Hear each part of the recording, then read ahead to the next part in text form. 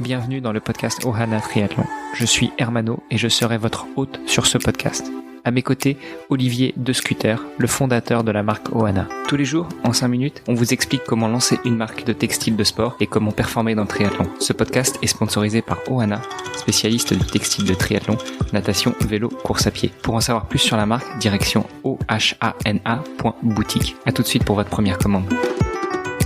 Salut les sportifs, c'est Hermano et vous êtes sur un nouvel épisode du podcast Ohana. À mes côtés pour m'accompagner, eh bien comme toujours, j'ai Olivier De Scuter. Salut Olivier. Salut Hermano, comment vas-tu ? Je vais très bien. Continuer la semaine puisque nous sommes mardi. Et pour nous accompagner dans l'épisode d'aujourd'hui et plus globalement de cette semaine, nous recevons Francky Batelier. Salut Francky. Salut, ça va ? Bien. Bon. Puis je suis ravi aussi de pouvoir passer un moment avec vous, je le dis d'entrée de jeu. Voilà, j'ai toujours relevé des challenges avec toi Hermano, donc un de plus. Merci. Ouais, c'est vrai qu'on va revenir un petit peu sur toi pour te présenter, revenir sur ton parcours, mais ce qu'on peut déjà dire, c'est que finalement on s'est rencontrés il y a...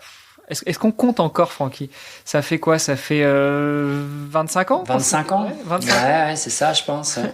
On devait être mineur ou tout juste majeur. C'est ça, au Rouen Triathlon. Donc pour les Français qui suivent un peu l'actualité du triathlon, le club était parmi les meilleurs pendant quelques années. Ça remonte déjà. Ouais, c'était avant-hier. C'est ça. Bon, ce qui est bien, c'est qu'en tout cas, nous on enregistre en visio et on voit que t'es toujours aussi jeune, Francky. Bon, tu fais comme moi, tu portes un peu la barbe, mais... Paraît-il que c'est la mode et j'ai enfin la barbe qui a poussé à 40 ans, donc j'en profite. C'est l'effet confinement, ça. C'est ça, exactement. Ouais, c'est ça. Vendredi ou la vie sauvage. Allez, justement, Francky, pour commencer l'épisode d'aujourd'hui, ce que je te propose, c'est de te donner le micro pour que tu nous dises qui tu es. Bon, comment tu t'appelles, ça, c'est fait, mais surtout, quel âge tu as, ce que tu as fait dans ta vie de sportif, et puis ce que tu fais après ta vie de sportif. Bon, je sais qu'il y a que des auditeurs qui sont super cool, donc pour le dire assez simplement, moi je suis normand ascendant viking, j'ai 43 ans, je suis marié depuis... presque 15 ans avec Virginie, et puis on a une fille qui a presque 15 ans aussi, Clémence, triathlète de longue date. J'ai arrêté certes il y a 10 ans, mais j'ai fait 17 ans de triathlon, 350 épreuves environ. Passionné des sports d'endurance, pas d'ultra, je ne connais pas l'ultra, je connais pas trop les efforts au-delà de 6-7 heures. Par contre, voilà, j'aime bien la mécanique du corps humain. C'est pour ça que j'interviens à la maison médicale du sport. Passionné de biomécanique, de l'analyse du mouvement et surtout, voilà, du corps humain au sens large. J'aurais pu être médecin du sport, j'aurais pu être peut-être kiné, et puis finalement, je suis rien de tout ça. Mais je suis toujours sportif et voilà, je pratique le sport aujourd'hui entre 6 et 10 heures par semaine. Pour entretenir la machine et puis sans cesse un petit peu se remettre en question, parce que le sport, moi je fais du sport pour moi, je fais du sport pour la compétition, je fais pas du sport pour la santé, moi je fais du sport pour mettre un dossard de temps en temps, donc j'ai une vraie frustration depuis quelques temps. Mais voilà un petit peu qui je suis. J'ai un parcours STAPS, master, et depuis maintenant une dizaine d'années, depuis l'arrêt du triathlon, je suis entrepreneur. Je continue à entreprendre ma vie finalement. Voilà. Je voudrais qu'on revienne un peu plus en détail sur tes titres, sur tes records. Triathlète de longue date, ok. Quelle distance dans le triathlon et puis quel type de triathlon ? Alors en fait, moi j'ai commencé à 16 ans. J'aurais dû commencer avant parce que je suis tombé un petit peu amoureux du triathlon très tôt, à 14 ans. À l'époque, les épreuves à venir n'existaient pas, les épreuves pour les gamins à 6-7 ans avec des distances adaptées. Donc je faisais du kayak à Pont-de-Mer, une petite ville qui s'appelle la Venise normande, entre Honfleur, joli port de pêche, Deauville, Rouen, Le Havre, pour les Normands. Et donc j'étais sur l'eau en kayak en train d'encadrer le triathlon de Pont-de-Mer, et j'ai vu des énervés se jeter à l'eau, faire 1500 mètres, ensuite 40 km de vélo très rapidement, et puis ensuite 10 km de course à pied. J'adorais les 3 disciplines séparément. Mais à 14 ans, j'avais pas le droit de faire de triathlon. Il fallait que j'attende mes 16 ans. Donc j'ai goûté à ça à 16 ans, et puis j'ai vite été mordu. J'avais pas des prédispositions, à part que je savais nager, j'aimais beaucoup le vélo et j'aimais courir avec mon papa, qui a fait quelques épreuves d'endurance amateur comme des 100 km ou des marathons.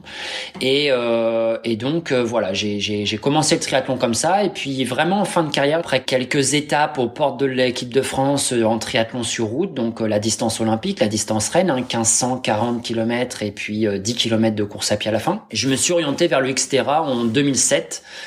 Et très rapidement, première course championnat d'Europe, je fais 2e sur les talons d'un certain Olivier Marceau. Et puis voilà, derrière, j'ai vraiment mordu. Ce sport m'a vraiment relancé dans le triathlon. J'en avais un petit peu marre de faire des kermesses avec des multilaps en centre-ville comme à Dunkerque, au Sable d'Olonne, à La Baule, à Paris ou je ne sais où. C'était un petit peu toujours le même profil avec le drafting. Et moi j'adorais quand le parcours vélo était difficile, que ça frottait, que ça pouvait sauter des trottoirs, que ça glissait un petit peu sur les passages cloutés et tout. Moi, fallait que ça drift. Et donc le VTT, j'ai tout de suite pris mon pied. Comme j'aimais pas l'Ironman, j'en ai jamais fait d'ailleurs, j'ai même pas fait d'Alpha Ironman, j'ai fait 2 triathlons longue distance mais qui étaient pas sur ce format-là. Et j'ai percé dans le milieu du Xterra et j'ai gagné 2 fois les championnats d'Europe de cross triathlon, 2 fois les championnats d'Europe de Xterra. Et j'ai fait 2e sur ma dernière course pour clôturer ma carrière en 2010 au championnat du monde. Derrière un certain Konrad Stolz, sud-africain, qui a été 4 fois champion du monde. Beau parcours. Est-ce que là-dessus, Olivier, tu voudrais réagir ? Du coup, effectivement, c'est vrai qu'on parle de triathlon cross, on parle de Xterra. Est-ce qu'on peut peut-être définir en quoi ça consiste pour nos auditeurs ? Je ne sais pas si tout le monde sait ce que c'est. Alors, le Xterra, c'est comme le cross triathlon. Xterra, c'est un label privé américain, comme Ironman. Cross triathlon, c'est le label fédéral qui a été repris ensuite pour être dans l'escarcelle de la fédération internationale. Mais c'est une distance donc où il s'agit généralement de faire environ 1500 mètres uniquement en milieu naturel, donc c'est jamais en piscine, c'est soit une rivière, un lac, la mer, et si possible quand elle est à 28 degrés avec des poissons ou des dauphins, c'est quand même plus sympa que dans le port de Dunkerque. Du VTT, une trentaine de kilomètres, entre 30 et 40, avec si possible du dénivelé et un petit peu de technique, mais c'est pas non plus des Coupes de France ou des Coupes du Monde de VTT, hein. Il n'y a pas des big jumps, ça reste soft quand même. Mais ça dépend des parcours. Et puis ensuite, c'est 10 km environ de trail, donc course à pied nature, où là, moi, ce que j'aime beaucoup, c'est que c'est un vrai effort individuel. Il n'y a pas de notion de drafting, d'être dans voilà, en VTT, de toute façon, c'est difficile de rester dans la roue. La différence se fait tout de suite par le niveau technique et par le côté technique du parcours. Voilà, donc c'est une épreuve très très nature. Et ce que j'aime beaucoup dans ce schéma d'épreuve, c'est qu'il n'y a pas l'élite d'un côté et les amateurs de l'autre. Moi, j'ai toujours dit ça, c'est que j'ai aimé, c'est qu'il y a un seul parc à vélo. Il y a généralement un seul départ, et que ce soit le mec qui nage une fois par semaine, qui fait du vélo une fois le week-end et puis qui court une fois par semaine, il est avec les pros, quoi, qui envisagent de gagner les championnats d'Europe ou les championnats du monde. Voilà, l'élite n'est pas parquée comme les certaines courses élites où il y a que l'élite qui court ensemble pour des raisons de sécurité et tout ça et de spectacle, hein. Mais j'aime bien le côté pionnier du Xterra, comme Hermano, toi t'as connu les triathlons où voilà, dans le même parc à vélo, t'avais celui qui faisait la distance en 1h50 et celui qui terminait sous les applaudissements en 4h30 ou 5h.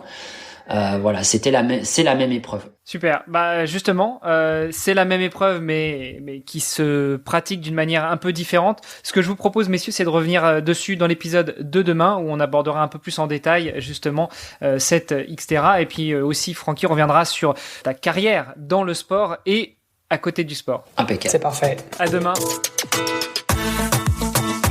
Ce podcast est sponsorisé par Ohana. Pour en savoir plus sur les textiles et les valeurs de la marque, rendez-vous sur ohana.boutique.